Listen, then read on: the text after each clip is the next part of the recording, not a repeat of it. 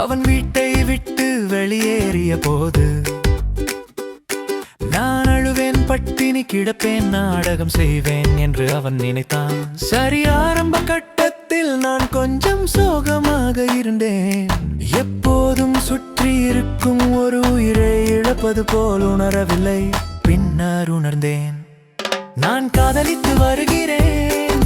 என் கனவுகளை மனிதனை காதலிக்கிறேன். தவறான ஒன்றை நான் தேர்ந்தெடுக்காதது எனக்கு அதிர்ஷ்டம்.